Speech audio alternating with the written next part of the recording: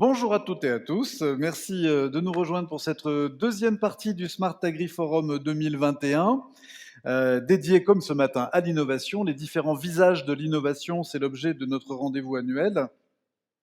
On a évoqué ce matin le dispositif AgriTech porté pour le compte du gouvernement par l'association La Ferme Digitale. On a partagé la stratégie France 2030 pour l'agriculture à laquelle a pu contribuer l'Assemblée permanente des chambres d'agriculture avec Sébastien Windsor. La Fondation Avril était de la partie. On a parlé connectivité, dématérialisation des factures et satellite avec Olivier Durniac pour CER France et Neosat pour le satellite. On continue notre tour d'horizon et on souhaitait faire un focus dans ce territoire qu'est le Cantal, qui est une terre d'élevage et de polyculture, sur un salon qui existe maintenant depuis plusieurs années, dont on va parler avec Hervé Pillot. Hervé Pillot, qui est avec nous depuis La Roche-sur-Yon en Vendée. Bonjour Hervé, comment ça va? Eh bien, bonjour Sébastien. Bonjour Hervé, merci d'être avec nous. C'est super d'avoir pris du temps parce que je pense que tu es en pleine préparation de Tech Élevage. Et c'est de Tech Élevage que nous voulions parler, que tu nous racontes en une petite quinzaine de minutes l'historique de ce rendez-vous et le programme de cette année, parce que nous, on voudrait bien que nos éleveurs du Cantal puissent bénéficier, puissent aller te voir, aller te rencontrer, en covoiturage de préférence, te rencontrer donc du 16 au 18 novembre à La Roche-sur-Yon. Je te laisse nous raconter la genèse de ce projet. C'est ça. Bah, écoute, merci Sébastien. Et puis, avec toutes mes excuses de ne pas être physiquement avec vous dans votre beau département du Cantal, où je connais un certain nombre d'éleveurs. J'ai été éleveur moi-même de vaches Montbéliarde pendant 40 ans. Et j'ai arpenté des concours un peu partout avec mes vaches et puis avec un certain nombre d'éleveurs de votre département. Et en fait, le monde de l'élevage, c'est un monde global. On a créé Tech Élevage dans le département sur une maîtrise d'ouvrage de la Chambre d'agriculture ça va faire 10 ans. C'est parti de l'idée que, ça sera pas un scoop pour les éleveurs qui sont avec vous, que l'élevage vit des difficultés majeures et les vivait déjà il y a 10 ans. Et on a voulu avoir ce salon pour redonner un certain nombre d'éléments à l'élevage, aux éleveurs, essayer de gagner en performance, en compétitivité, mais également redonner envie à des jeunes de s'installer en agriculture et plus particulièrement en élevage. 10 ans après, c'est encore plus prégnant et il y a encore du travail à faire. Je dirais pas tout le travail à faire parce qu'on en a fait un petit peu quand même, mais il reste beaucoup de choses. Alors, ce salon, c'est d'abord un rendez-vous très convivial. Euh, le public est essentiellement de notre région des Pays de la Loire, mais bien évidemment, comme tu l'as très bien dit, Sébastien, ça serait un plaisir pour nous d'accueillir des éleveurs auvergnats, des éleveurs du Cantal, à venir échanger avec nous. On y trouve régulièrement, il y a près de 600 animaux exposés tous les ans. Une moitié est en charolais. Il y avait historiquement en Vendée le concours de l'Arc Atlantique qui regroupait tous les charolais des Pyrénées jusqu'en Bretagne, qui continue. Et on y retrouve les autres races à viande et également alors, on n'a pas de salaire. Il n'y a pas de salaire sans concours. Il y en a quelques-unes chez nous, mais il y en a pas en concours. Et on trouve les races laitières. Et cette année, à ma grande joie, on a un interrégional de la race Montbéliarde. Et comme vous le savez, des rassemblements d'animaux, c'est toujours une très bonne occasion pour des éleveurs de se rencontrer, de se voir, d'échanger. C'est avant tout un lieu de convivialité pour que les éleveurs voient autre chose. Et cette date qu'on a de la troisième semaine de novembre est intéressante pour nous, pour une bonne raison, c'est que les travaux des champs sont finis, cette année ils vont être terminés. La météo s'annonce à peu près bonne, les animaux sont encore au pré chez nous, donc on peut espérer avoir beaucoup de gens qui y viennent. Et puis, comme partout, après 2 ans sans manifestation physique, on a hâte de se revoir parce que ça manque quand même, comme je le fais avec vous. C'est exceptionnel la technique de pouvoir être virtuellement présent. il n'y a rien qui remplace malgré tout les contacts humains. Alors ça, c'est une chose. Alors après, on a initié également au sein de ce salon un certain nombre de choses. C'est là que j'ai créé le concours Green Startup qui a euh, pour volonté de faire émerger des talents. Tu as évoqué tout à l'heure la présence ce matin avec vous de Jérôme Leroy, le président de la ferme digitale, et vous avez évoqué la French Agritech dans laquelle je suis également associé à ses côtés. Un certain nombre de ces startups sont nées de nos concours qu'on a fait naître ici en Vendée, qu'on a également aussi à Angers, qu'on a un salon d'agriculteurs à Paris, dans un certain nombre d'endroits. Ça sera un vrai plaisir, si vous le voulez un jour, d'aller organiser un Green Startup chez vous pour faire émerger des talents. Ils sont partout, les talents. Et alors, qu'est-ce que c'est un concours Green Startup? C'est un concours où, pendant 48 heures, avec l'aide de coachs et de mentors, on permet à des jeunes pousses d'émerger. Alors, c'est des publics extrêmement variés. On peut trouver des éleveurs, des agriculteurs dedans, mais on a des développeurs informatiques, on a des spécialistes du marketing, tout ce qu'il faut pour faire une entreprise. Et donc, on les accompagne pendant 48 heures. C'est quasiment 48 heures de travail non-stop. Et puis, avec un jury à la fin pour en faire un challenge. Et certains donnent pas de suite, mais certaines startups qui sont actuellement dans la ferme digitale sont passées par ce type de concours. Cette année, on aura, toujours dans ce domaine, ça sera une première pour nous. On va accueillir à un petit déjeuner avec nos exposants 4 startups coréennes qui vont pitcher devant l'ensemble des exposants du salon pour essayer pour eux de trouver des revendeurs sur la France, sur l'Europe. Et elles vont pitcher. Alors pourquoi c'est un petit déjeuner à 9h le matin? Tout simplement, c'est qu'elles sont en direct de Séoul. Et là-bas, ça sera le dîner, quoi. Ça sera 9h le soir, il y a 12 heures de décalage. 11 ou 12 heures, je sais plus, enfin quelque chose comme ça. Et donc on en aura une dans le domaine de l'apiculture, on aura quelque chose autour du nettoyage des panneaux photovoltaïques. On aura une start-up également qui travaille dans l'analyse des contenus qui peuvent être du lait, qui peuvent être du vin, qui peuvent être n'importe quoi, à travers le contenant, à travers le verre. J'ai hâte de voir vraiment ce que c'est, ces éléments-là. Donc, c'est quelque chose qu'on a de nouveau parmi nous.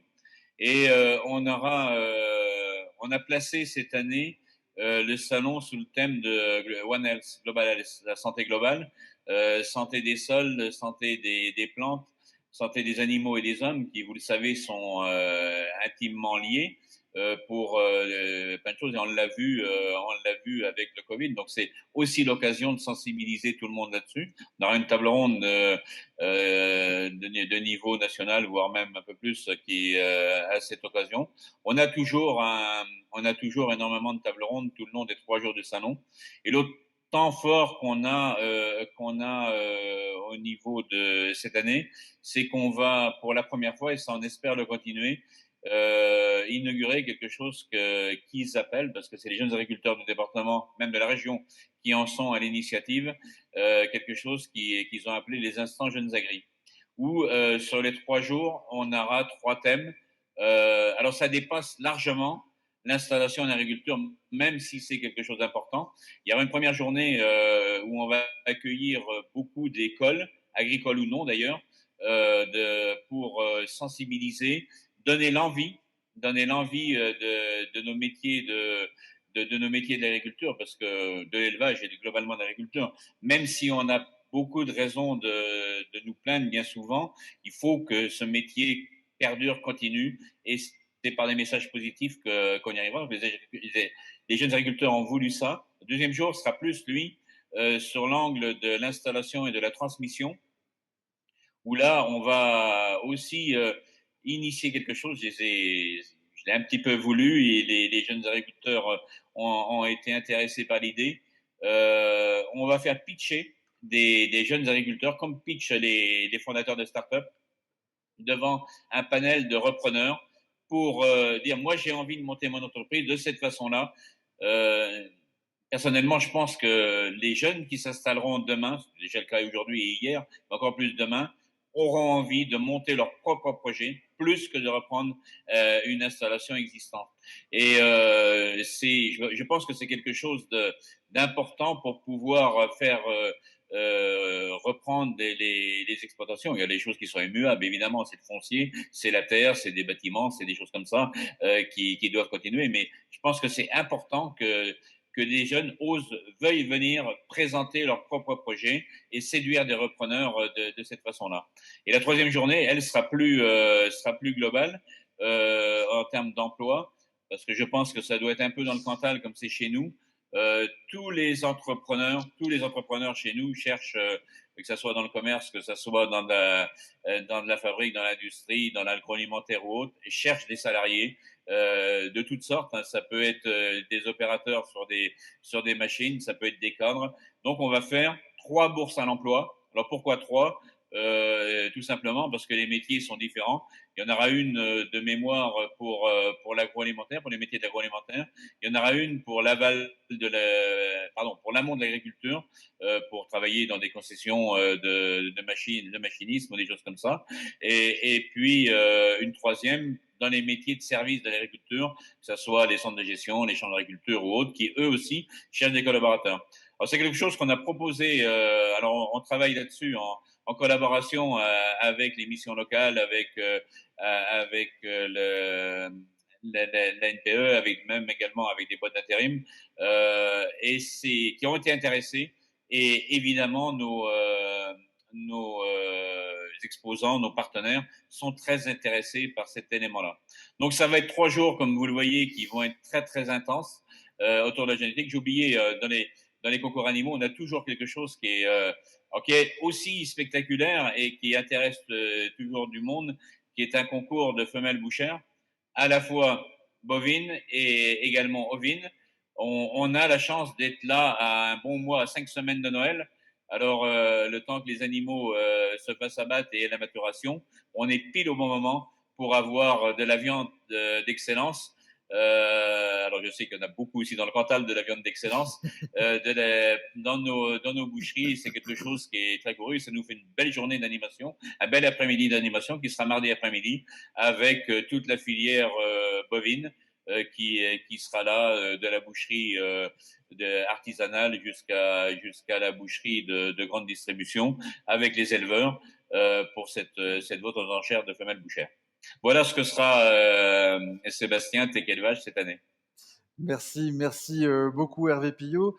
Donc rendez-vous les 16, 17 et 18 novembre à La Roche-sur-Yon. Hein. Je vous invite à aller consulter le site Tech Élevage qui est très bien référencé. Hein. Vous tapez Tech Élevage et vous tomberez dessus. Donc on essaiera effectivement de mobiliser un certain nombre de nos jeunes, de nos agriculteurs à destination de Tech Élevage. On note également la possibilité d'organiser un concours à Green Startup partout en France, donc y compris dans le Cantal. C'est une idée que l'on retient. Puis juste un dernier mot, cette conscience de l'intérêt de l'innovation et du numérique dans l'agriculture, chez toi, ça date pas d'hier. Hein, donc j'invite nos publics en ligne et présents à découvrir ton ouvrage Agro Numericus, c'était ça, ou Agri Numericus? Alors, il y en a 3, en fait. Il y a eu Agronumericus qui date un petit peu maintenant, quand même. Je l'ai publié en 2015. Ouais. 2 ans après, j'ai publié Agroeconomicus, où là, Oui. j'abordais des choses dont on commence à entendre parler maintenant, mais qui étaient totalement novatrices à l'époque. J'ai une grande partie de ce deuxième livre qui tournait autour des usages de la blockchain en agriculture. Et moi, j'ai découvert ce qu'étaient les monnaies cryptées et la blockchain en 2014-2015 et j'avais vu qu'il y avait des possibilités et j'en suis toujours convaincu. Demain, on parle beaucoup et à juste titre de contractualisation dans les filières de l'agriculture. Je pense que pour ces éléments-là, ces technologies nouvelles vont pouvoir simplifier énormément de choses, nous aider beaucoup. C'est le cas aussi dans l'assurantiel, c'est le cas également dans la traçabilité. On a déjà, on a une belle start-up à la ferme digitale qui s'appelle Connected Food, qui travaille là-dessus. On a monté une marque en Vendée qui s'appelle Juste et Vendéen, qu'on a commencé avec du lait, qu'on a avec du fromage, avec des œufs, avec du miel, où toute la promesse de valeur qu'il y a dans la bouteille de lait ou dans la boîte d'œufs est déposée sur blockchain, qui apporte une vraie garantie. Et je viens de sortir un troisième livre dans un domaine un peu différent, enfin complètement différent même, qui est sorti le 17 juin, qui s'appelle Cultivons l'avenir ensemble, réconcilier agriculture et société. Je dois en avoir à côté de moi là. Mais comme le titre l'indique, j'ai essayé de tracer là un panorama assez exhaustif de ce que sont les réalités de l'agriculture, à la fois en France mais également dans le monde, avec les trois grands enjeux qui sont la 10 milliards d'habitants à nourrir, ce qui est totalement possible, hein, mais il y a un certain nombre de paramètres et qui sont la santé globale, comme je l'ai dit tout à l'heure, et puis également la planète à réparer. Et j'essaye de faire un certain nombre de propositions. J'ai eu la chance et l'honneur d'avoir ce livre préfacé par à la fois Julien de Normandie et Christian Lambert et un certain nombre d'autres personnes, mais notamment ces deux-là, qui sont mes deux meilleurs ambassadeurs, on ne peut pas rêver beaucoup mieux, pour faire la promotion du livre. Merci Hervé. Effectivement, je vous invite tous dans cette salle et nos amis en ligne à vous procurer les ouvrages d'Hervé, qui était un éclaireur de l'innovation agricole. Et sa parole est précieuse. Et merci encore Hervé d'avoir été avec nous cet après-midi. Bonjour à la Vendée. Merci. Et puis à t'accueillir à Tech Élevage et à tout le public qui est devant toi et qui est en ligne depuis le Cantal. Je vous souhaite une bonne suite de colloques. Et puis moi, je vais aller continuer à préparer effectivement, parce qu'il y a beaucoup de travail pour la semaine prochaine. Merci. Merci beaucoup Hervé. À très Au bientôt. revoir. À bientôt.